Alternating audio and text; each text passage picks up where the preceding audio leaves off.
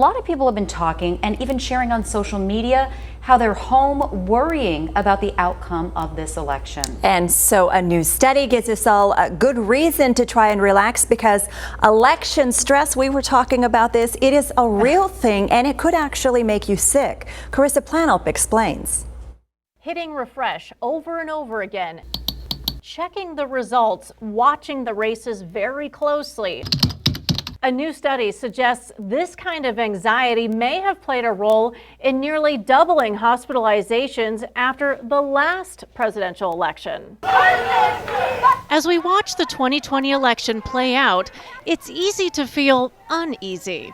A study recently published in the Proceedings of National Academy of Sciences reveals heart attack and stroke sent a lot of people to the hospital in the 2 days following the 2016 election, when compared to the same time period the week before. Well, I guess I'm not surprised. Dr. Todd Hurst, Associate Professor of Medicine at Banner University Medical Center, putting the study in perspective. There's some connection between the emotional state, the neurologic state, and the heart. Previous research has shown there's increased risk of heart emergency soon after large-scale stressful events, says Hurst.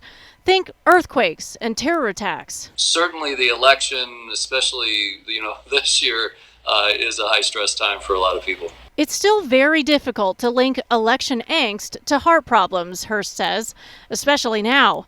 Hurst says he is seeing a lot more people with heart issues these days, but with the pandemic being a source of stress for everyone right now, you can't pin the increase on this election alone. COVID itself leads to a higher risk for blood clot problems, which are the main mechanism for heart attack and strokes. But then there's also the fact that people are under a lot of emotional stress during this time. Hurst points out this study is relatively small, only looking at patients in a large health system in Southern California.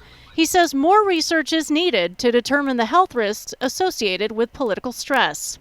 The good news is you can reduce your risk of heart attack and stroke by up to 80% by staying active, eating healthy, getting good sleep, and managing stress, whether that's with meditation or therapy.